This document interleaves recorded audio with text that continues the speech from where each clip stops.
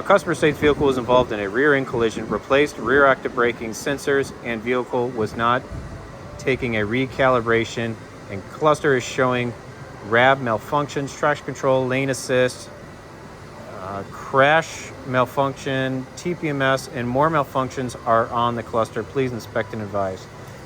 Came out of a body shop. So basically this is a body shop. Let's get a shot of our gauge cluster right there. Yes, the RAB is flashing, the AT oil lamp is flashing, AT oil temp light is flashing, and amongst other things are on. We're going to do looking at the all scan right here, it's pretty nasty. I got lost comm with eyesight. Engine control module can't see the eyesight module. Engine control module says lost communication of authentication data with eyesight.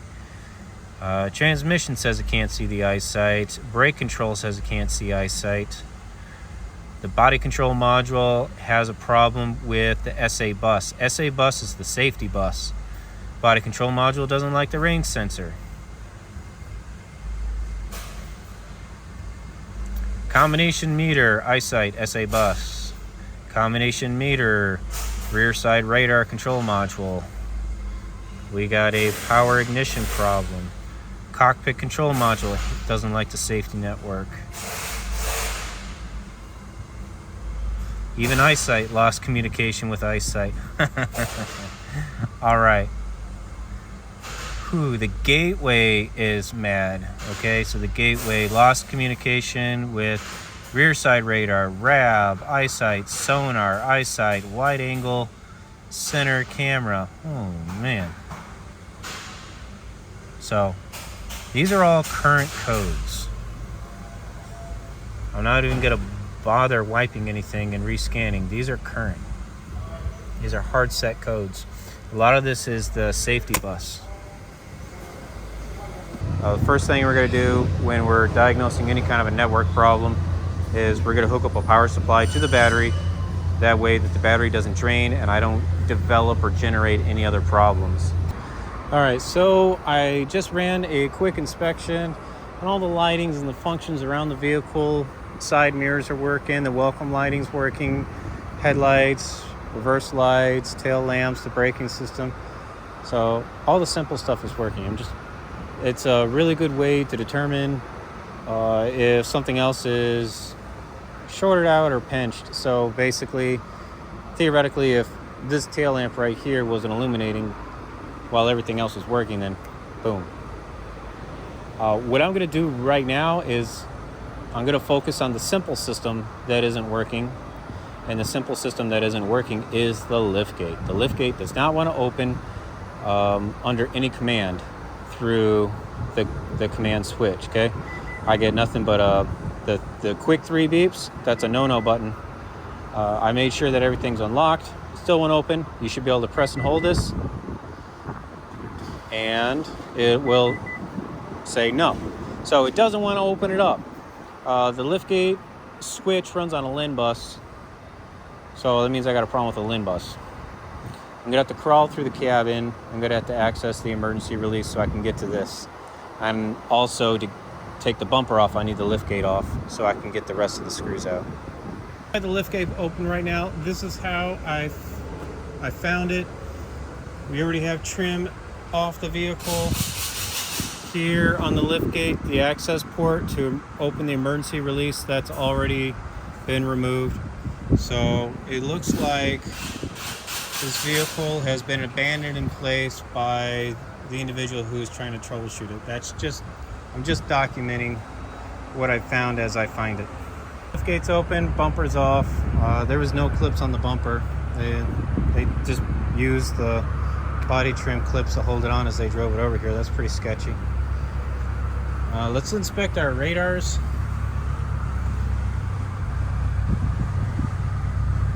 So obviously we can see right here, this should be back here a little bit more.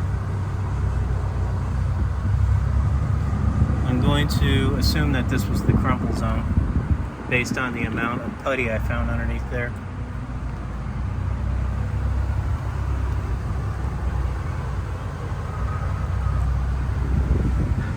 Okay. Part the D pillar on the rear passenger side.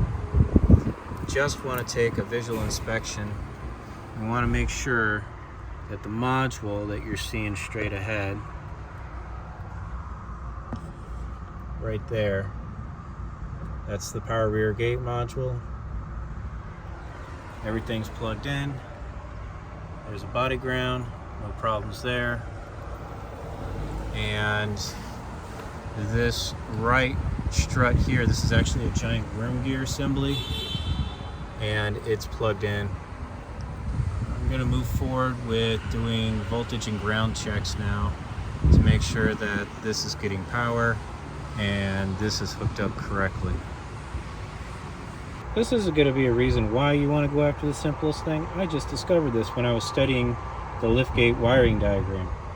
Remember when we reviewed all the current set codes? We had something for the rain sensor. Well, guess what? The rain sensor is being identified here on my liftgate. That's cool.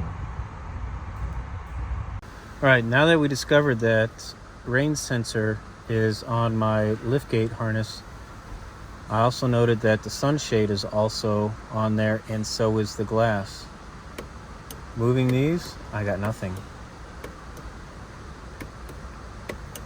More things I can troubleshoot. I can troubleshoot that. Okay, that is a fast troubleshoot. So let's stop wasting our time. Let's check out this code for the power rear gate module, see what's going on.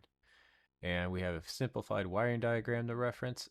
What is that? It's a fuse, and it's linked to the ignition system. So that means that power is provided when we're in a key on engine off condition. So let's go check it out. So we're going to look at fuse number 19 right here on the cabin fuse box. Using my test light, I got power on the left run, no power on the right. So that fuse must be blown. And it is.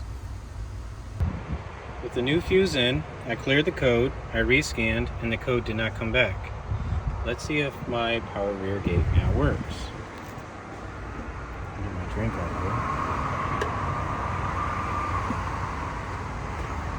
Looks like it's all clear. That button's not working.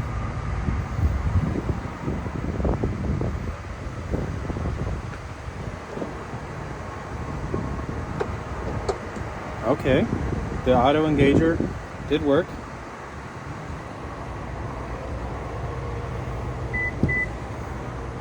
Okay, we have a liftgate now. Simple problem fixed. Check that out. Going after the simplest thing, finding a blown fuse. Good. Look at all these history codes now. That's amazing. That's amazing. Okay, now we're left with some simple stuff. My reverse, my sonars, well, I got my bumper unplugged, so that's why they're angry. Rab, shoot guys, let's plug the bumper in, let's see what happens. Alright, so I got my safety brake on here. I have the parking brake set. I am in reverse. I have the laptop set up. And as I move my feet in front of the sensors are reading. We're good to go. We're fixed. That's all it was. We had one blown fuse. The cabin fuse number 19, 10 amp.